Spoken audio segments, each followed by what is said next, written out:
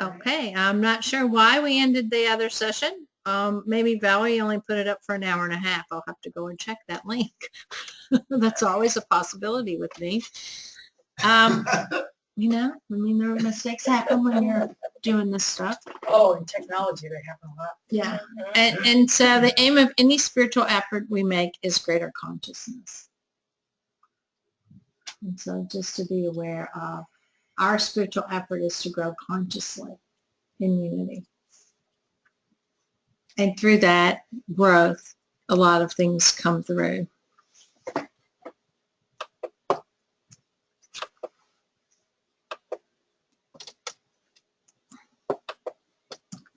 Okay, so lesson 2. We're actually going to get into the second lesson now, the statement of being.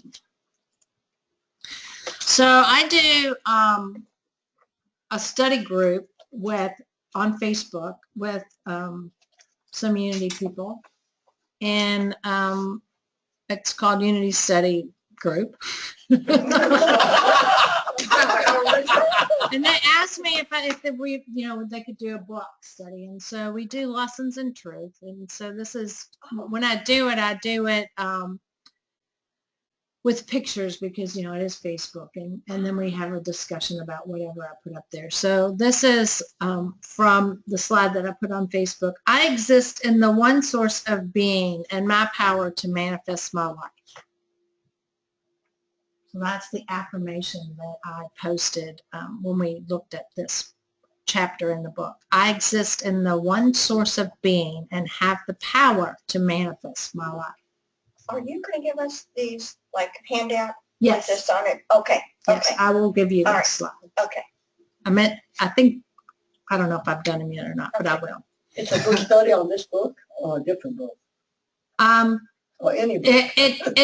We started it out on this, and to be honest, the last month and so I haven't posted anything, and I need to. I get so busy sometimes. I made a conscious choice to not check in with Facebook as much, and so therefore I forgot that I was posting these, so I need to continue to do that. And I apologize to the universe for trying to limit my time on Facebook because I like to play the games. I'm a big gamer from when I was in college. I have a degree in, I have a Bachelor of Science in policies and procedures. So I'm a statistician by nature. And it's when computers were from bigger than this room. Okay, I learned the punch card time. How to program on punch cards. And then I was in college my senior year when they brought the first Apple out. And so then me and my friends, we thought we knew everything. So we would make all these games. And my kids grew up with the original Apple PC that I had. And they had to learn how to write code in order to run all the games that we created. So I'm one of the original gamers. And the interesting thing is because, right now there's a lack of coders of a certain age coming through the pipeline. Well, my kids learned how to code when they had to learn how to code to run our computer. And so now I have a daughter who is very high up in the technology world because she does know how to code. And she learned it. It's kind of second nature to her. So if you have grandkids, teach them how to code. DOS is the original language, and everything comes. She wants to know what it is. What is coding? So writing code is is the original DOS language. How to make the machines work, basically. Way back when I was at GEF, when I was typing programs for the programmers. Right. And they made me do it because I was the only one who would do it accurately. Right. But my God, it was like gobblegoose, Yeah. Right. But that's what code is, Shirley. Okay. And nobody knows how to do it anymore. Well, I just typed it up for them. They told me what to type. Yeah. So, but my kids had to know how to do it to run on a computer, and I didn't buy a new computer for a long time. Me too. So, Oh, all right. Gosh.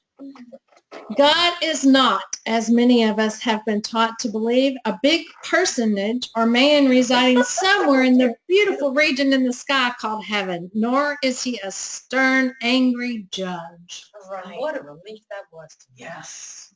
But a lot of people can't give that they still see God. I mean, He, and also as a judging, avenging God. Yeah. And they will use the Bible to prove that. Right. and it's always Old Testament to prove it. It's like, okay, you need to read the New Testament. Yeah. They call Yeah. themselves Christian, but yeah. Yeah. Yeah. Well, one of the times, what I remember when one of the parents, and this has happened on more than one occasion, they would come to me when I was a youth director, and they would say, "What are you teaching my child?" And I'd be like, "What do you mean?" "Well, what are you teaching my child? Because they don't believe in God." And I'm like, "Sure they do. If they're here, then they know what God is." And then they'll say, "Well, no, they don't, because when I try to talk to them about God, they don't understand." And I'll be like, "And what is your concept of God? What do you think God is?" And they would give me the out here in the realm of, and I'll be like, "Yeah, you're right. They don't believe in that. That's not what they believe. That's not what I teach. God is within them, and they are God. And God is all around them and everything and everyone." And they'd be like, "Oh, yeah, that is what we teach, isn't it?" And I'd be like, "Uh-huh." Yep. And I say, and a lot of kids, because God is so abstract, when you don't have this human in the sky anymore image, what image you're going to give to God? You give God that image of energy, of light flowing out and in and around everything. Because a lot of times that's what they'll say, God is light. Since you'll say, what is God? God is light. Or God is me. God is you. And that sometimes is hard for parents coming from the belief system that God is outside of them. And one of the worst statements that just makes my hair rise on my neck is, spare the rod and spoil the child. And I tell them, have you ever tried behavior modification? Behavior modification. I don't believe you should ever hit a kid. Can you see Jesus hitting kids? If you can't see Jesus hitting kids, then you shouldn't be doing it. And it just makes me almost blows my mind. When I hear that statement, I just go off the deep end. Love is, I believe in tough love. Yeah. I believe in timeout. I believe in behavior. It's hard. Mm-hmm. The easiest thing to do is to hit the kid. Yeah. That's easy. Right. The easy way out. And it just makes me almost go off the deep end. You and me both, Charlie. And I don't care how padded the diaper is, Mm-hmm. slapping kids or swinging at kids, this definitely cannot be love. And I just can't stand it. I have the same trouble with that, and because I teach resilient families, and I teach to a homeless population and have for 5 years. At least once a semester that gets brought up, and I have to take a deep breath and stand and explain that that is a man-made concept of self-discipline and discipline, not a concept of conscious discipline. I think it goes back to the teach. same thing, man-made religion. Everybody wants to control you and keep you in that. That's correct. They want you, if you don't believe what they believe, you are a threat to their belief system. Right. And they want to control you. Right. And keep you in your Emphasis on the place. man-made. Yeah. Keep you in your, man-made It was religion. That's man. exactly what it is. Yeah. Right. Around Yeah. 300 something or other. Yeah. So it's all about Men. control. I'm gonna be very thankful. Saying. Okay. So God is spirit, or the creative energy. And see, this is how I get that God is energy. God is spirit, or the creative energy that is the cause of all visible things. God as spirit is the invisible life and intelligence underlying all physical things. So God is spirit, it's the creative energy, and God as spirit is invisible life.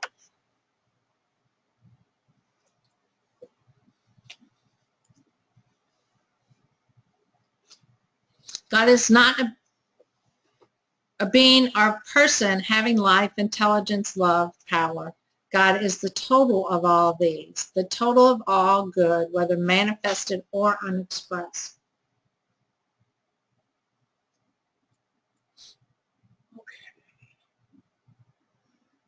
So even unexpressions, things that we haven't thought of yet, ideas that are out that have not been brought to light yet are of God, are our God. So all possibility is there. We just haven't discerned it yet. Correct. So that's We haven't- the all-knowing. The Right. the all-knowing. There you go, it's not there, it's here. Yeah, we have the realization We has haven't to come touched through. it. We haven't even scratched the surface. Right. Yeah, and one way I show teens that is when they go in for their SATs.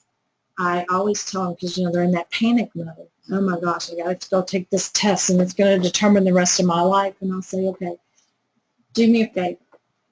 You already know all the answers that you know.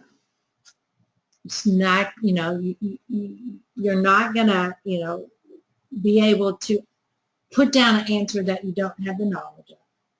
So go into the test knowing that you know all the answers and that all the answers will come through you as you need them, and do it being in a non-anxious, loving space.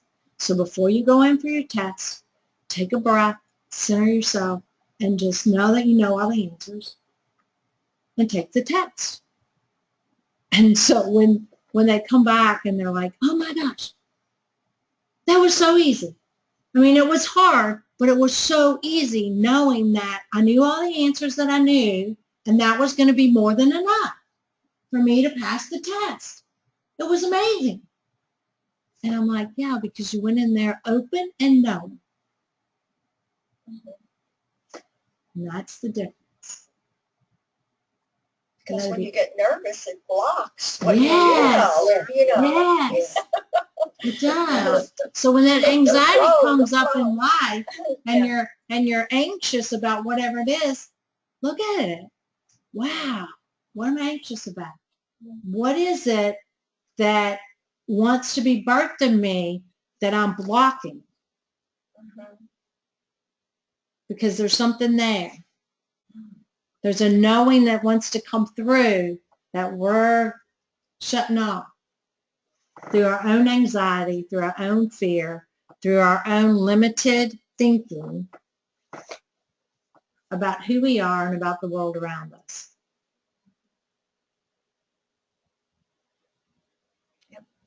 I guess one of my points of struggle about God and unity is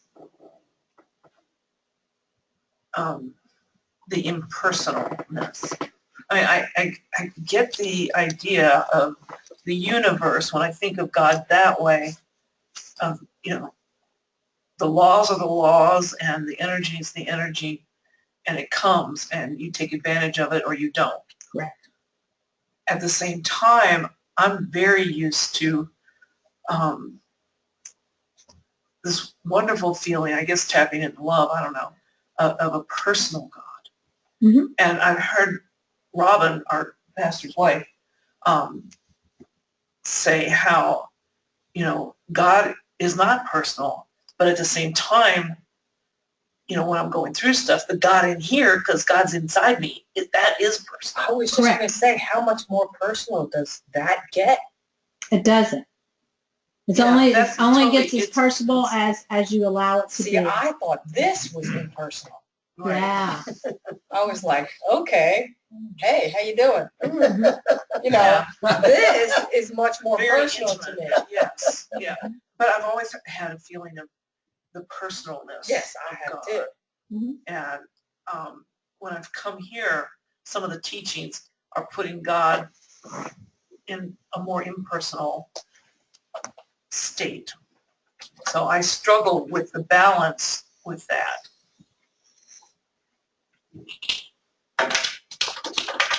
So we try to create God, the absolute.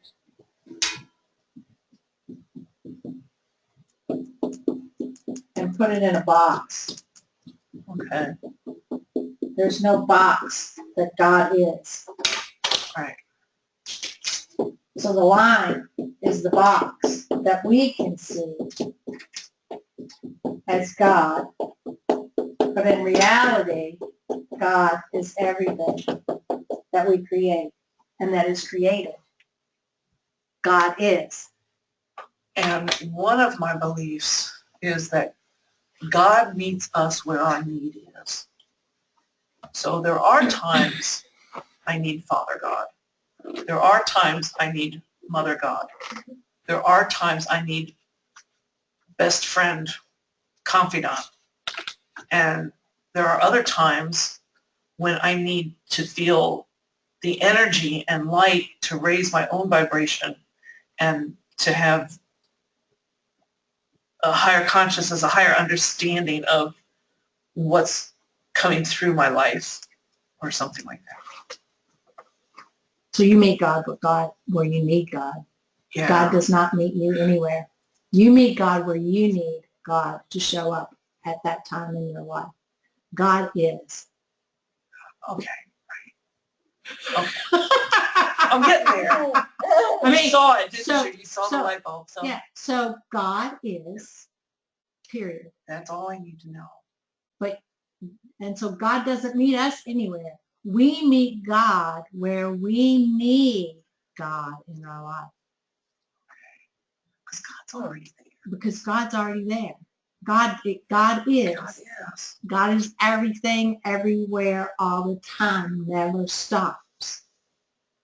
We're not always aware of God. And in our need, we become aware of God. If we don't need it and we don't go looking for it, we might not need it. But typically, if we go within, Find God. we find God.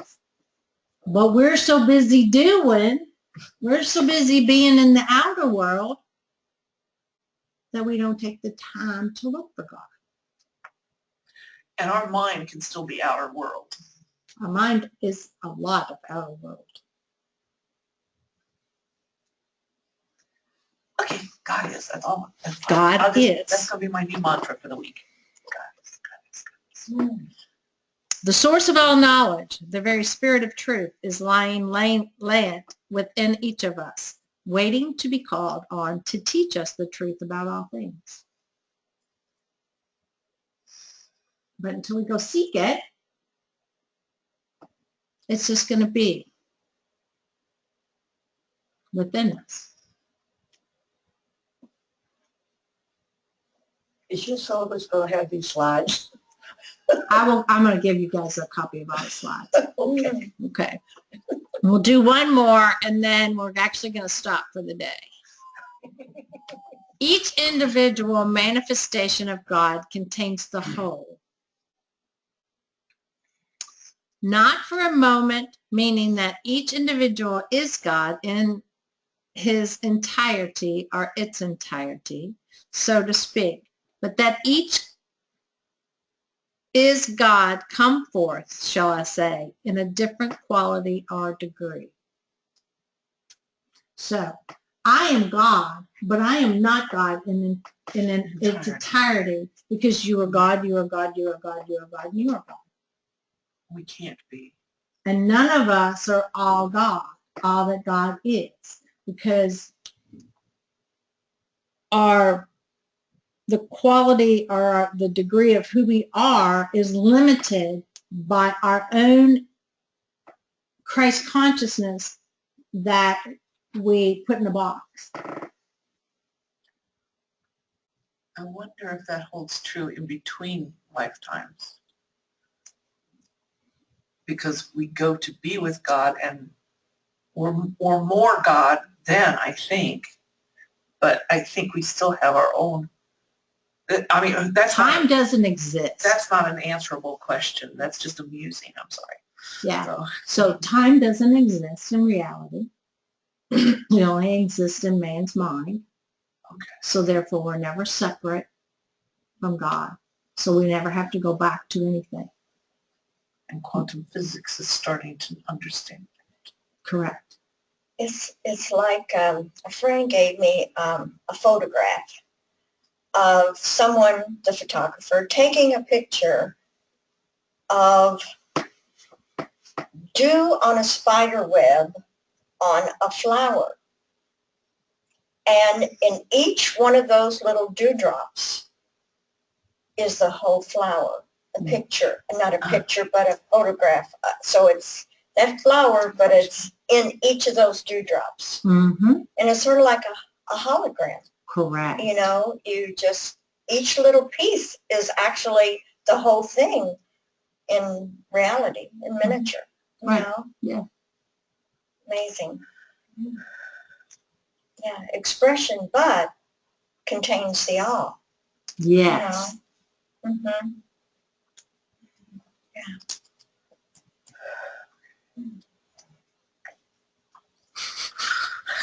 All right. So that's where we're going to end today. We have lots more that we didn't get into, and we were can't believe going to that. do a meditation. That much time went by. I know. I didn't even get to my Oh my meditation God. or anything. Oh, So my experience didn't happen, but we will have them. We will have that happen next week for sure. And we'll finish our. So the homework for tonight is read chapters 3 and 5 for this week. If you're not already doing a daily meditation, I invite you to start it. And here's what I'm going to invite you to do. Don't sit down for 30 minutes. Okay, I want you to do it just like I would teach the kids. Sit down and get an egg timer or a little kitchen timer. Just sit down and for 30 seconds, just sit there in the quiet. No music, no nothing. Total quiet. And just breathe. And when a thought comes to your mind, just say thank you. And then your 30 seconds is going to be over. The next day, do it until you're totally immersed in that 30 seconds. Then kick it up to a minute. Okay? So once you can sit there for 30 seconds and just be, I want you to do it for a minute. And then when you get comfortable for a minute, I want you to do it for a minute and a half. And I want you to stretch until you can go as far as you can for a week. Okay? And then if you find that 5 minutes, and then that's all you can get, then that's all you do for that time period. And this is what I tell people. If you have to stay at 5 minutes or a minute for 6 months, then that's okay. Because at least you're connecting, and you're connecting at a deep level. But I really want you to do it in the silence. Because sometimes we tend to do a lot with the outer, and we'll put on music and we'll do this to engage the left side of our brain, because the left side is that analytical logic side that says, oh, you can't do that, you can't do that, you can't do that. Well, let that go and just be present to both sides. And when a thought comes in, just bless it and breathe. And if you need a word or something to occupy yourself, this is what we were going to do. I am one with God. I am the creator of God. I am the expression of God. I am spirit. I got mine for a week. So I am God is good enough. However you want to do that. But I do invite you to start going within during this 5 weeks and really setting up time just to be within yourself and to experience God at a different level. In All the right. sacrament of silence. In the sacrament of silence. I love you, I bless you, and I would like to hold the living Christ and each of you as the Jew. Namaste. Namaste. and Are you doing chapel? Here at 12? We'll do meditation. Yeah. So if you want to stay for meditation, you are more than welcome to. can't today. Meeting at 1. Meditation at 12. Oh, That's